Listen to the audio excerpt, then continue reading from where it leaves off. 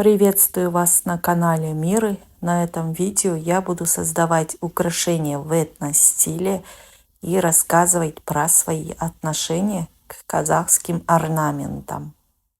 Начинаю все как обычно, перевожу на фетр. Сегодня в социальных сетях много информации об орнаментах.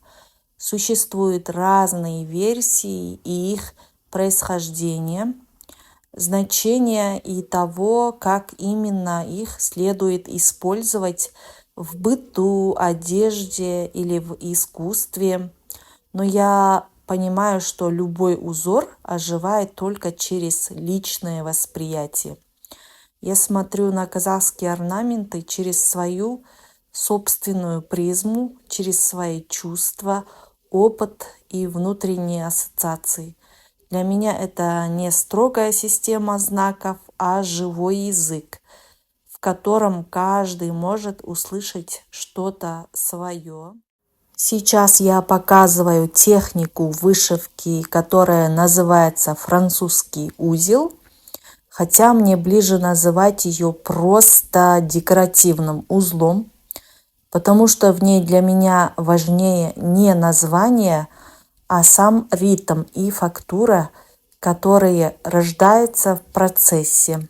Техника достаточно простая, она требует лишь немного терпения и навыка, который быстро приходит с практикой. Узелки располагаются очень близко друг к другу, и благодаря этому создается фактура, напоминающая шкуру каракульчи, мягкую, живую, с естественным ритмом поверхности. Но в этом узоре мне видится не только плотность и глубина материала. Иногда он напоминает и цветы, сирени, множество маленьких форм, собранных в единое дыхание, словно природа сама повторяет орнамент в своих линиях. Забыла сказать, что покрасила узор декоративной краской декола, по-моему, для тканей. Орнамент у меня получается растительного характера. В нем угадываются листья сирени, движение ветвей в легкое дыхание весеннего ветра. В процессе вышивки я много раз меняла свое решение. Сначала мне хотелось сделать серьги, потом сатуар, а позже вовсе захотелось колье. Показываю свою работу рядом с сиренью. Мне кажется, украшение хорошо сочетается с природой и весенним настроением. Орнамент получился мягким, растительным, с фактурой и движением, которые напоминают листья, цветы и ветер. Напишите в комментариях, какие ощущения у вас вызывает эта работа и что в ней вы увидели. И как вы думаете, в каком формате это украшение смотрелось бы лучше? Колье, серьги, сутуар или, может быть, ободок для волос? Снимаю вышивку с пяльца, буду аккуратно вырезать, оставляя по 2-3 мм от края вышивки. По такой же схеме вырезаю каркас с картонки по 2 штуки. Получается 4 штуки каркасной картонки для изнанки. Также вырезаю с клеевой паутинки такую же форму, чтобы заклеить. Я для себя создала новый метод. После того, как вырезали основную деталь, вырезаете с картонки каркас, 4 штуки каркаса, с клеевой паутинки точно такой же формы изнанку, чтобы заклеить основную деталь для начала на фетр, только потом берете клей Момент или индийский клей. В данном случае индийский клей очень хорошо подходит, но у меня не было. Я использовала клей Момент, чтобы заклеить каркасную картонку. Так как тут вышивка нитью полностью, не используется тут камень, страз нет, поэтому заклеивать для начала фетр на фетр. Меж фетром соединяется клеевая лента, и таким образом будет все ровно, четко, как ровный коврик. Так как я бывшая швея, этот метод сама родилась у меня в голове. Не хотелось использовать это слово «бывшая швея», как будто бывшая жена. Но бывает ностальгия, я сажусь за швейную машинку и могу что-нибудь-то сшить себе. Как говорится, опыт не пропьешь. Когда этот опыт жизненный, тем более не пропьешь. Я хотела это видео снять культурно, по-философски, но слова-паразиты сами вылезли. Тут я показываю, как я делаю. Изнанка фетра, клеевая паутинка и основная деталь. И включаем утюг, заклеиваем все это дело. После вырезаем с картонки каркас изнанку, чтобы сделать тверже. Каркас нужно вырезать на 5 миллиметров меньше.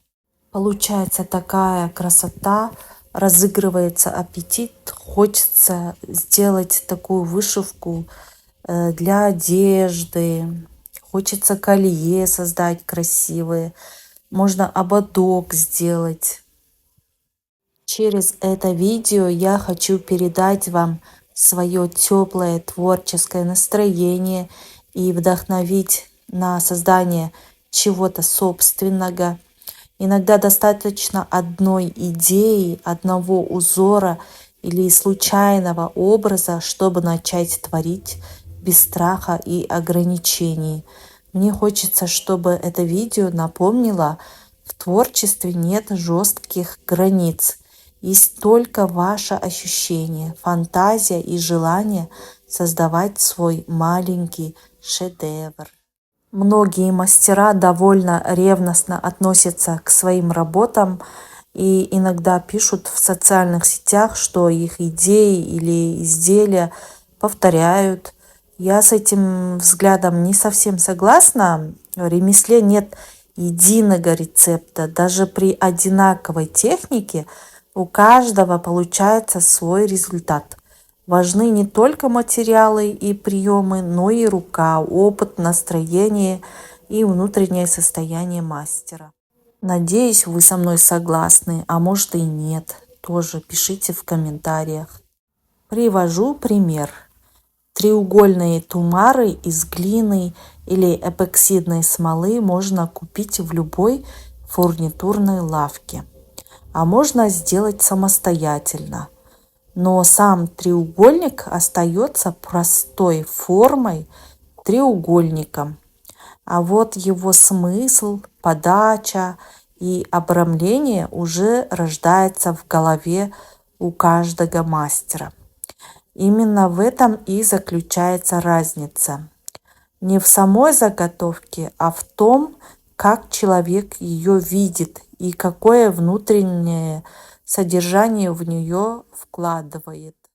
Есть еще направление, когда мода диктует свои правила и задает определенные формы, материалы и стили. Но даже в этом случае каждый мастер все равно пропускает тренды через себя, через свой вкус, опыт и внутренние ощущения. Как говорила Коко Шанель, мода приходит, стиль остается. А Ив Сен Лоран подчеркивал, Мода – это не копирование, а интерпретация.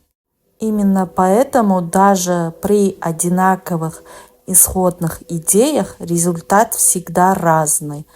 В нем проявляется личность автора, его взгляд и способ чувствовать форму. Если у человека еще нет опыта, вкуса или насмотренности, то повторение часто становится способом обучения. Через руки он понимает форму, пропорции, материал, технику. В ремесле это нормальный этап. Сначала ученик повторяет, потом начинает понимать, и только затем появляется свое видение. Другое дело, когда копирование выдается за авторство и используется без уважения к первоисточнику. Тогда это уже вопрос этики, а не обучения. Как раз между этими состояниями и приходит путь мастера от повторения к осмыслению и дальше к собственному стилю. Возвращаюсь к орнаментам. Я не умею читать орнаменты в традиционном смысле. Поэтому у меня почти нет вещей с классическими орнаментами, и декоративных элементов в доме тоже нет. В моем восприятии орнамент чаще всего рождается не из канона, а из природы, из собственной фантазии, из растительных форм, движения, ассоциаций. Если кто-то вдохновляется или даже повторяет подобные решения, я отношусь к этому спокойно. Пусть это будет во благо мастеру и его развитию. У этого орнамента, конечно, может быть свое название в традиции и культуре. Иногда я думаю, возможно, кто-то посмотрит и скажет: это неправильно, или зачем ты используешь это таким образом, например, как украшение для головы. Но для меня важно не спорить с традицией, а честно фиксировать свое восприятие. Я смотрю на форму как на живой материал для творчества, через который проявляются мои ассоциации и фантазия. Для меня этот узор – это стихия земли и ветра. В нем есть ощущение устойчивости, как у земли, и одновременно движение, легкость, как у ветра. Он не про строгую форму, а про состояние, про то, как природа соединяет в себе плотность воздуха и тишину движения. Я женщина. В моем внутреннем восприятии я могу держать в себе все 4 стихии. Я земля, которая хранит и поддерживает. Я дерево, которое растет и тянется к свету. Я цветы и плоды, которые раскрываются и дают жизнь. В итоге эта женщина несколько раз меняла свои решения в процессе работы и пришла к финальной форме. Так родился шашпау для волос в современном этностиле. На готовую заколку я приклеила и пришила вышивку. Затем добавила декор, монеты и цепь. Все получилось достаточно просто по исполнению, но за счет фактуры, деталей и орнамента изделие приобрело свой характер и завершенный образ. Всем желаю добра и мира, творческого вдохновения и радости в каждом доме. Создавайте и носите украшения как символы защиты и оберега.